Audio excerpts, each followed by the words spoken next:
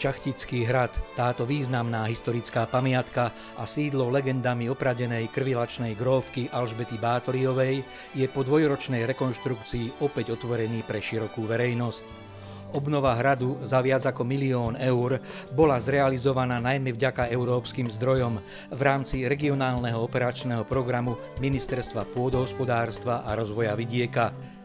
10% sa na jeho rekonštrukcii podieľal štát a 5% obec Čachtice ako majiteľ objektu. Generálnym zhotoviteľom stavby bola žilinská stavebná spoločnosť SOAR.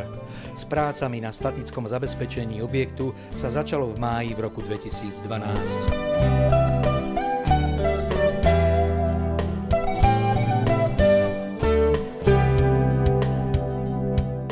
Ten projekt bol spracovaný približne 6 rokov pred započatím prác, takže v priebehu tejto doby sa tu niektoré veci aj zmenili. My pri prevzatí staveniska sme zistili, že spadol kúsok východného múru, ktorý bolo treba projekčne doriešiť. Plánované bolo vyťažiť zhruba 2800 kubíkov sute a z týchto 2800 kubíkov sute bolo treba vyčistiť a vyzbierať asi 1080 kubíkov kameňa.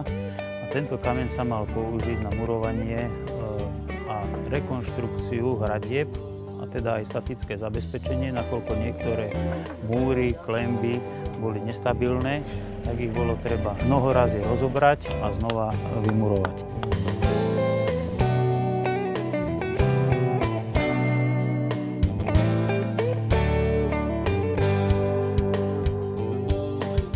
Robí sa na východnom paláci v súčasnej dobe, realizujú sa šalovacie práce, ramenáty a klenby sa murujú.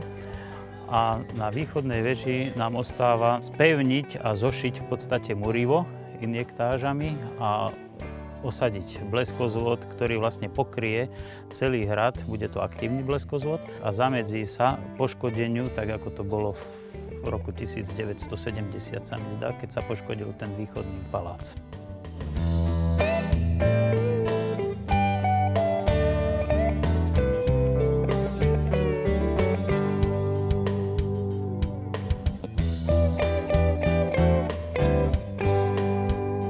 Každá historická stavba má svoje úskalia, ktoré sa nedajú vždy naprojektovať.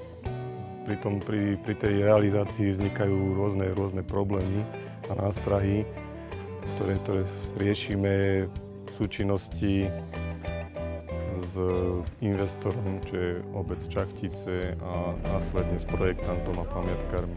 Vzniká tu dosť veľa prác naviac. Pri odkopoch a podobne sa pri múroch odkrývajú rôzne časti, ktoré sú staticky nepevné, ale treba ich doplniť, sú rôzne kaverny. Vznikajú polorozpadnuté múry, ktoré treba opraviť, nahradiť. Takže to sú všetko veci, ktoré riešime vlastne pri tých rekonštrukciách. Ale hlavne, aby to bolo zatiaľ staticky pevné a keď sa tu urobí ďalší projekt nejakej expozície, tak sa to má sprístupniť verejnosti, a z toho by mal mať prospech aj obec a všetci.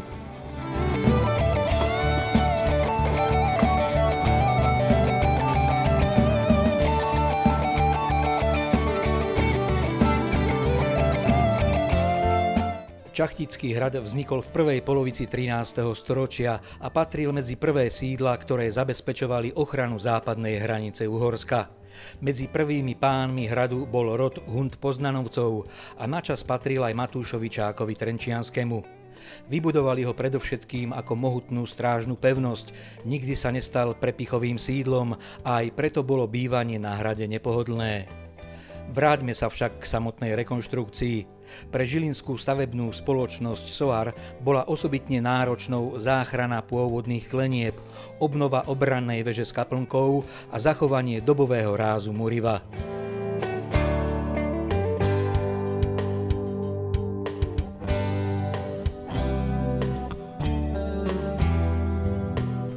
Je december roku 2013, prakticky zhotoviteľ dokončil dielo rekonštrukciu Čachtického hradu. Od leta, kedy sme tu boli naposledy, sa dorobili všetky prestrešenia objektov. To je objekt za nami, ktorý vidíme, východný palác, Dorobilo sa prestrešenie objektu hospodárskeho, kompletne je to všetko zastrešené dreveným šindlom. Takisto sa dorobili všetky plochy, hydroizolácie, drenáže, kamenné dlažby, takže návštevníci, ktorí sem prídu, budú sa môcť aj bezpečne poprechádzať po celom hrade.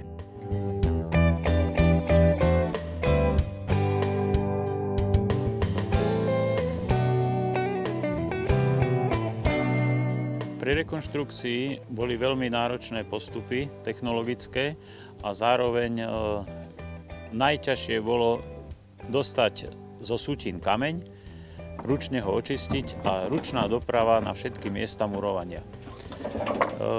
Objekt kaplnky sa ťahal do veľkých výšok, všetko sa ťahalo ručne a murovalo sa vo veľkých výškach z lešenia. Čiže pracovníci, ktorí tieto práce realizovali, museli byť veľmi opatrní, museli byť zaistení, aby neutrpela bezpečnosť práce.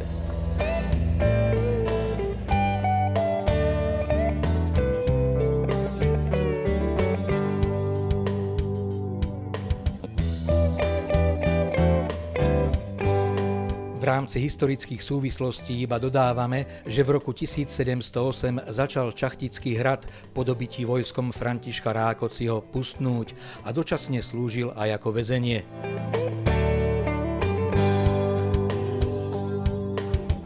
Stavebné práce znamenali pre spoločnosť SOAR neľahké rozhodnutie.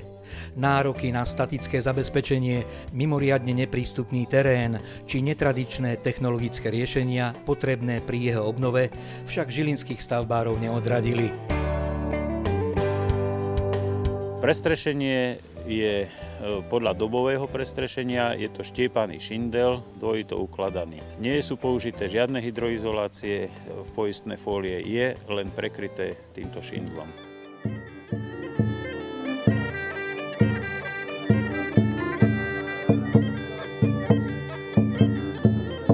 A tak po 2 rokoch mohla starostka obce Čachtice Anna Ištoková aj vďaka spolupráci so spoločnosťou SOAR sprístupniť túto národnú kultúrnu pamiatku verejnosti. Zhodou okolností si historici v tom čase pripomínali aj 400. výročie smrti Alžbety Bátoriovej.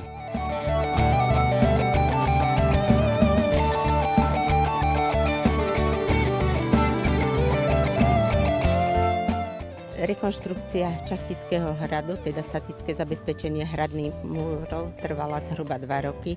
Dodávateľom stavebných prác bola firma SOAR, s ktorými sa veľmi dobre spolupracovalo. Keď aj vznikli nejaké problémy pri realizácii prác, riešili sa vzájomnou dohodou okamžite. Veľmi kvalitne hodnotíme tú skutočnosť, že dostali pracovnú príležitosť aj ľudia z našej obci, aj z okolitých dedín.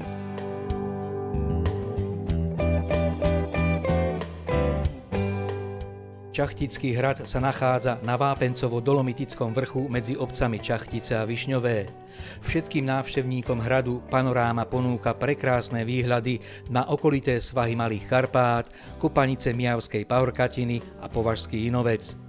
Aj preto túto národnú kultúrnu pamiatku, ktorá je zároveň historickou dominantou regiónu, jednoducho nemožno obísť.